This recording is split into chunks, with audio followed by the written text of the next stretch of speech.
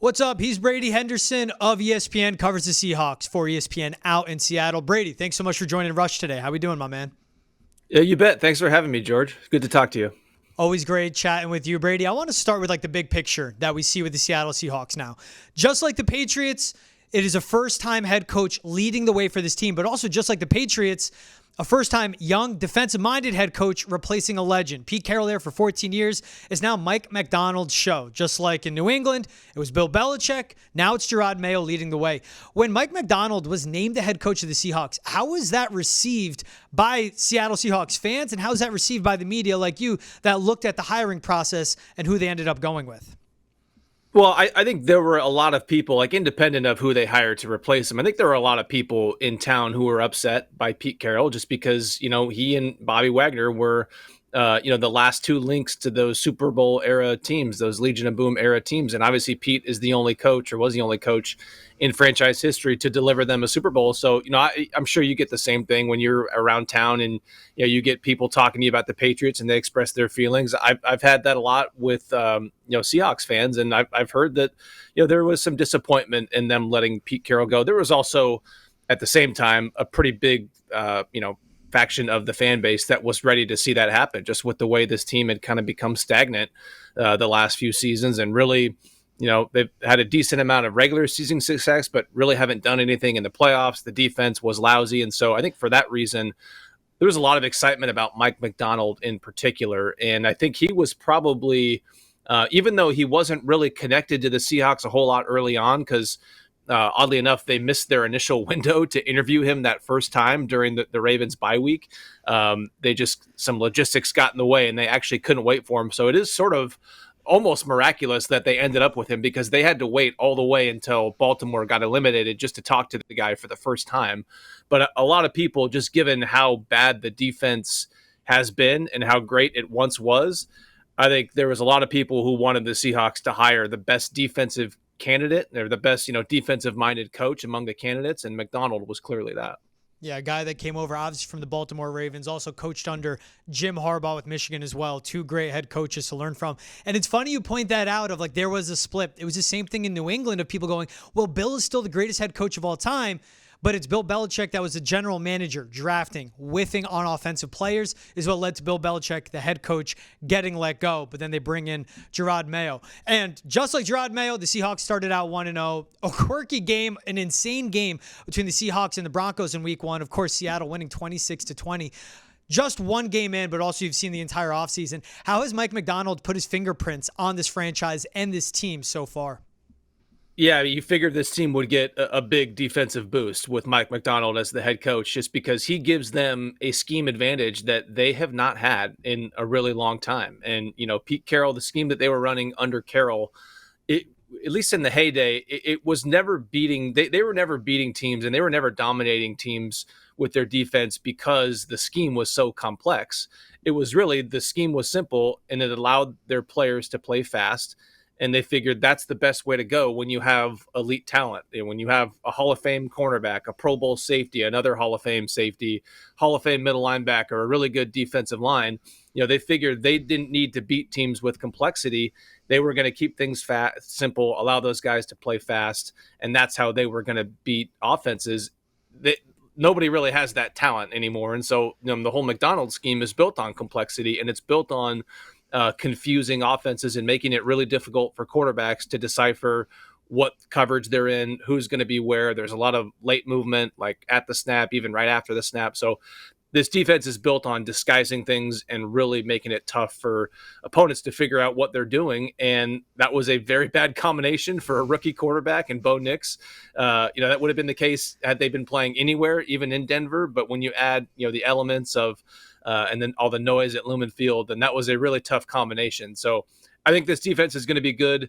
I also think they got a bit of a soft landing in week one, playing a rookie quarterback, making his NFL debut in one of the toughest stadiums to play in. So it's not going to be as easy for them, but I still think this defense is going to be a whole lot better than it has been the last few years. Yeah, got a rookie quarterback on some bootlegs, running backwards and out of bounds, 5 yards behind the line of scrimmage. But a game where safeties were given up and interceptions to start, the defense held its own, certainly. I like that you point out everything that is different about a Mike MacDonald defense compared to Seahawks defenses in the past. But the thing that has been the knock on Gerard Mayo so far, of course, after that week 1 upset, he's on the up and up in some people's eyes, but has been, well, you bring in a defensive-minded head coach when it's all about being offensive-minded. What about on the offensive side of the ball? We know he brought in Ryan Grubb from the University of Washington. That was Michael Penix in that prolific offense, now in Seattle. But offensively, what does this team look like now as well? Yeah, they're going to be the kind of offense you would expect from a defensive-minded head coach, which is to be a team that really leans on its run game. And that was one of the really interesting aspects of the Grubb hire because, Grubb, he has a very varied offensive background. I mean, he was a running backs coach at one point. He was an offensive line coach at one point. He's been a run game coordinator in the past. So he hasn't just specifically been geared towards pass-heavy offenses throughout his coaching career, but that's really what he's had in his last 2 stops, which were OC stints at Fresno State, I think from 2019 to 21, and then the last 2 seasons at UW. Both of those offenses were among the most pass-heavy offenses in all of college football. And so, on one hand, the Seahawks had this guy in their backyard just lighting it up the past few seasons. And then I think when they hired MacDonald, there was a thought that, hey, this is an obvious choice, with the one exception being that you're going to want to run the ball under Mike MacDonald. And so there's a question of how willing and able is this guy going to be to really switch gears and to have more of a balanced attack that he's going to want to have, that the new head coach is going to want to have. So I think it's obviously one game, and so it's a very small sample size, but you really saw them start out trying to throw the ball. First 2 passes were, or first 2 dropbacks, first 2 plays were dropbacks. Geno Smith gets sacked, and he gets intercepted on the second play, and all of a sudden they get in a little bit of a hole. I think they were down by, 3 or 4 points at halftime, and then you saw them come out of the gates in the third quarter, and they were pounding the run game. It was, I think, a 6-play touchdown drive, and it was 5 runs to Ken Walker. So they really leaned on that run game, and they had to because their offensive line it was always going to be challenged. I think that has always been the biggest question mark for this team going into this season. And then they lost George Fant, their right tackle, who's actually filling in for their starting right tackle, Abe Lucas, who's still on PUP. And so they were allowing a ton of pressure to Geno Smith. He really couldn't get comfortable, and they had to switch gears and really hammer the run just to take some pressure off of Geno Smith and their drop back offense. And so, but I think that is what this offense is going to be, just knowing that you've got a defensive minded head coach in Mike MacDonald. It's literally like identical on what we saw here. Same thing. I mean, Jacoby Brissett go out, make game manager plays, was key on 2 third-down conversions on their last field goal drive. And in a 16-10 win, every field goal you make is so substantial for the Patriots' success. We saw the same thing. Kenneth Walker, I believe it was like 84 of his total rushing yards on the day, came in the second half as well. But you touched on it, that George Fant went down, Stone Forsythe stepped in at right tackle. Is this a situation that Geno Smith can thrive in, let alone get back to 2022 Geno Smith? Well, it's going to be difficult just because, again, that offensive line was already a major question mark. And, they have 3 new pieces on that offensive line. And one of them is a very good player in Connor Williams, who was, maybe playing at, close to a Pro Bowl level last season when he tore his ACL in December. But you're also talking about a guy who, again, is coming off a major knee injury and just got to Seattle 3 weeks ago. So he's not only, still in the early stages of a comeback from a pretty significant injury, but he's also in the early stages of learning an offense, a brand new offense. And so Laken Tomlinson is the Iron Man left guard that they signed in free agency. And then George Fant was the other piece there. And so it's going to be hard for them, I think, offensively to have a really prolific drop back game, at least in terms of like the deeper stuff. But you also saw them, this was also the case for them last season. And it really took them till about 2/3 into the season to realize that, without Abe Lucas there, they had some their backups were very challenged. And again, just their offensive line in general wasn't very good. And it took them about, I would say, till late in the season, probably 2/3 of the way through, to realize they can't keep doing what they're doing offensively. They needed to switch to a much quicker passing game. And, one of the great tools we have at ESPN is you can see, the average time before throw. And there was really a very clear point at which they told Geno Smith, you've got to start getting the ball out quicker because, the offensive line is just not built to hold up for these longer developing passing plays. And guess what? Over the last, I think it was 6 weeks of the season, right when they made that switch pretty much, Geno Smith had the best QBR in the entire NFL. And so they really thrived with that quick passing offense, which again was designed to take a lot of pressure off of an overmatched offensive line. So they did it last season, albeit under a new coordinator, but you would think that it's the same quarterback, it's the same, skill players, and it's also the same issue up front. So if they have to switch gears again, then that history suggests that they may be able to do it. And that's a Geno Smith where if you look at his grades, you look where he excels throughout the NFL, it's throwing downfield, it's in his big time throws. That's where he ranks continually over the last few seasons, like top 10, top 8 in the NFL with some of the best quarterbacks in the league.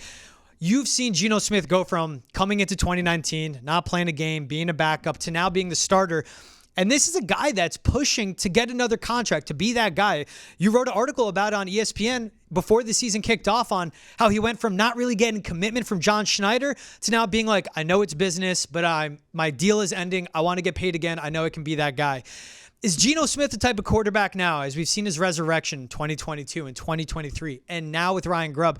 Is he a guy that can win games? Because Patriots fans will come into this and remember Jets Geno Smith and think that he is still that guy when he's made so many leaps with his presence in the pocket and how he can be using his legs to his advantage and also just being smart downfield, especially with the receivers he has. Yeah, I think Geno Smith, he's one of the most, if not the most accurate quarterback in the NFL. And you saw during that Pro Bowl season a couple years ago, he led the NFL in completion percentage. Even if you look at some of the advanced metrics, like, we have a stat at ESPN. I think it's like completion percentage over expectation, which really measures like the windows and the distance of the throw and everything. He led the NFL in that too. And you just watch him, like his accuracy has never been a question, even when he was a backup for all those seasons. Always threw a great ball and always was very accurate. So he can do that. He can make every throw. He's even got, some legs to him. I think he turns 34 here in a couple weeks, and you saw him bust out with a 34-yard touchdown run in that opener on Sunday against Denver. So he's got a lot of tools. Like, this guy was an early round pick for a reason, and he's still got a lot of those tools. I just think that, George, as you know, there's only a small handful of quarterbacks who can really carry a team when they don't have a whole lot else going on for them. Patrick Mahomes last season, when, doesn't have a whole lot of like brand names, weapon wise, and they switched to, kind of what I mentioned, like that quick, passing game it was nothing downfield. It was all, around the line of scrimmage, and he can make up for challenges up front. He can make up for a bad defense. There's really only a few of those guys, and I don't think Geno Smith is one of those guys. And so, you've seen like they've had a lousy defense the last few years, and that's the biggest reason why Pete Carroll is no longer the coach.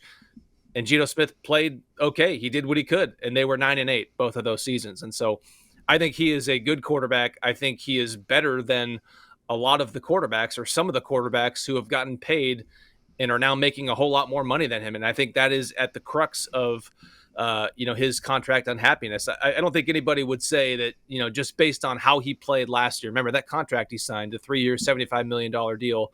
That was a year and a half ago. That was March of 2023.